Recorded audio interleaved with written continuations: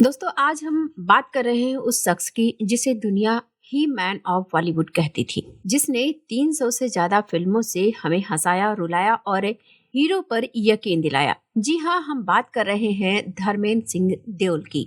24 नवंबर 2025 को 89 साल की उम्र में मुंबई में उन्होंने इस दुनिया को अलविदा कह दिया। लेकिन इस आखिरी सफर से ठीक पहले उनके साथ कुछ ऐसा हुआ जिसने पूरे देश को हिलाकर रख दिया। झूठी मौत की खबरें, अफवाहें और फिर असली दर्दनाक सच्चाई। आज के इस वीडियो में हम जानेंगे धर्मेंद्र जी की जिंदगी, उनकी बीमारियां, मौत की अफवाह, असली मौत की कहानी और वो विरासत जो वो हमारे लिए छोड़ गए हैं। वीडियो को एंड तक जरूर देखिएगा, क्योंकि आखिर में हम बात करेंगे कि आखिर क्यों धर्मेंद्र को सबसे प्यारा हीरो कहा जाता है। सबसे पहले बात करते हैं 2025 की उन घटनाओं की जिनके बाद धर्मेंद्र जी लगातार चर्चा में रहे।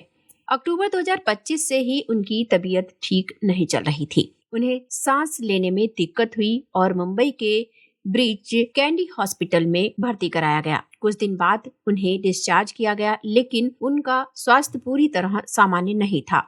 फिर 10 नवंबर 2025 को दोबारा उन्हें हॉस्पिटल में एडमिट किया गया। रिपोर्ट्स के मुताबिक वे रेस्पिरेटरी इश्यूज यानी सांस की तकलीफ से जूझ रहे थे और आईसीयू में डॉक्टर्स की निगरानी में थे। इसी बीच 11 नवंबर की सुबह सोशल मीडिया पर अचानक खबर चलने लगी कि धर्मेंद्र जी का निधन हो चुका है।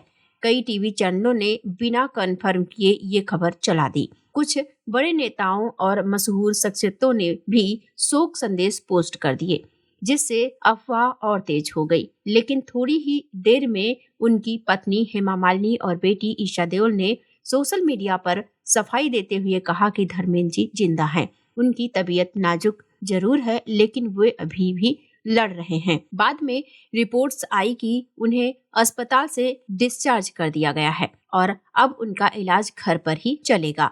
लोग राहत की सांस ले रहे थे, लेकिन ये राहत ज्यादा दिनों तक नहीं टिक सकी। 24 नवंबर 2025 सोमवार के दिन मुंबई स्थित अपने रेजिडेंस पर धर्मेंद्र जी ने आखिरी सांस ली। उनकी उम्र 89 साल थी। वे पिछले कुछ हफ्तों से बीमार थे और लगातार इलाज चल रहा था।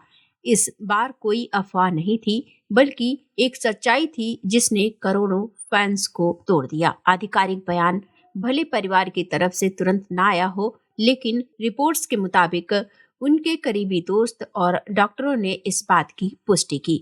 उनके अंतिम संस्कार में अमिताभ बच्चन, इंडस्ट्री के कई बड़े स्टार, निर्देशक और पुराने साथी पहुंचे। देश के प्रधानमंत्री नरेंद्र मोदी, राष्ट्रपति द्रौपदी मुर्मू और तमाम बड़े नेताओं ने सोशल मीडिया पर शोक संदेश लिखे। प्रधानमंत्री मोदी ने लिखा कि वे एक आइकॉनिक फिल्म पर्सनालिटी थे, जिन्होंने हर रोल में जान डाल दी। अब बात करते हैं उनकी जिंदगी की शुरुआत की। धर्मेंद्र का पूरा नाम था धर्मेंद्र केवल कृष्ण देओल। उनका जन्म 8 दिसंबर 1935 को पंजाब के लुधियाना जिले के एक गांव में हुआ। खेती किसानी करने वाले एक साधारण परिवार से आने वाले धर्मेंद्र ने अपने बचपन का बड़ा हिस्सा गांव में बिताया। उनके पिता स्कूल के हेडमास्टर थे और धर्मेंद्र जी सरकारी स्कूल में पढ़ते थे। किशोर उम्र तक आते आते उन्हें फिल्मों से प्यार हो गया।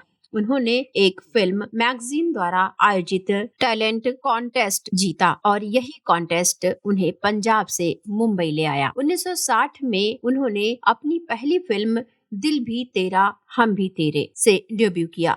शुरुआत में फिल्में ज्यादा नहीं चली, लेकिन उनकी शक्ल सूरत, सादगी और स्क्रीन प्रेजेंस ने लोगों का ध्यान खींचना शुरू कर दिया। धीरे धीरे धर्मेंद्र रोमांटिक हीरो से लेकर एक्शन स्टार तक हर तरह के किरदार करने लगे। 1960 और 70 में उन्होंने फूल और पत्थर, अनुपमा, बंदिनी, मेरा गांव मेरा देश, सीता और गीता, जुगनू, यादों की बारात जैसी कई हिट फिल्में दी। उनकी बॉडी पर्सनालिटी और एक्शन इमेज की वजह से उन्हें ही मैन ऑफ बॉलीवुड कहा जाने लगा। 1975 में आई फिल्म शोले ने तो मानो इतिहास बदल दिया। वीरू के रोल में धर्मेंद्र ने हास्य, इमोशन और एक्शन तीनों को मिलाकर ऐसा जादू किया जो आज भी लोग याद करते हैं। बसंती, इन कुत्तों के सामने मत नाचना जैसी लाइंस आज भी मीम बनकर घूमती रहती हैं। 70-80 के दशक में वो लगातार सुपरहिट फिल्मों, एक्शन रोल और मास अपील की वजह से नंबर 1 स्टार की रेस में रहे। बाद के सालों में घायल, बेताब, अपने लाइफ इन अ मेट्रो, यमला पगला दीवाना, रॉकी और रानी की प्रेम कहानी जैसी फिल्मों से उन्होंने नए जमाने के दर्शकों से भी कनेक्ट बनाए रखा। धर्मेंद्र की निजी जिंदगी भी हमेशा चर्चा में रही। 1954 में सिर्फ 19 साल की उम्र में उन्होंने प्रकाश कौर से शादी की। इस शादी से उनके 4 बच्चे हुए, 2 बेटे सनी देओल और बॉबी देओल जो आगे चलकर बड़े स्टार बने, और 2 बेटियां विजेता और अजीता। फिल्मों में काम करते हुए उनकी मुलाकात बॉलीवुड की मशहूर अभिनेत्री हेमा मालिनी से हुई। दोनों ने साथ में कई सफल फिल्में की, जैसे सीता और गीता, राजा रानी, जुगनू, शोले, चरस वगैरह। 1980 में धर्मेंद्र और हेमा मालिनी ने शादी कर ली। बड़ी बात ये थी कि उस समय तक वे कानूनी रूप से अभी भी प्रकाश कौर के पति थे, इसीलिए वे रिश्ता काफी विवादों में रहा।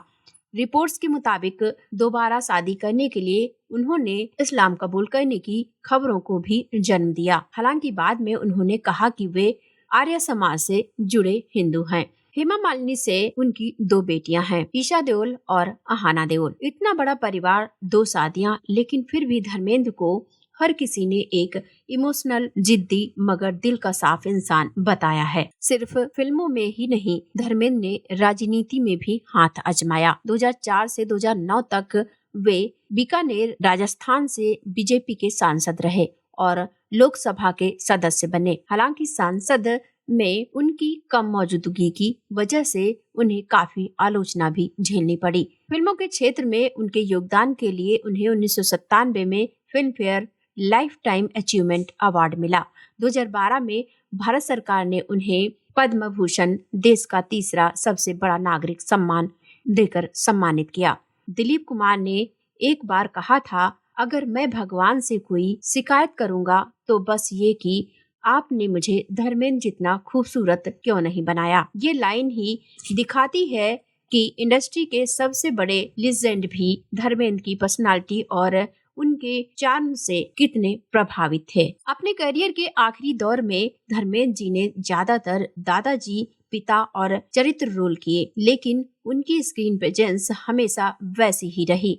उनकी आखिरी फिल्म मानी जाती है 21 2025, जो युद्ध नायक अरुण खेतरपाल की जिंदगी पर आधारित है। ये फिल्म रिलीज होने से पहले ही धर्मेंद्र जी इस दुनिया से चले गए, लेकिन 65 साल लंबे करियर में 300 से ज्यादा फिल्में, बेहतरीन डायलॉग्स, यादगार गाने और एक ईमानदार, मजबूत देसी हीरो की इमेज, यही उनकी असली विरासत है। आज भी जब लोग पुरानी फिल्में चालू करते हैं और स्क्रीन पर एक सादा मुस्कुराता सा चेहरा दिखता है तो दिल खुद कहता है, ये है हमारा गरम धर्म।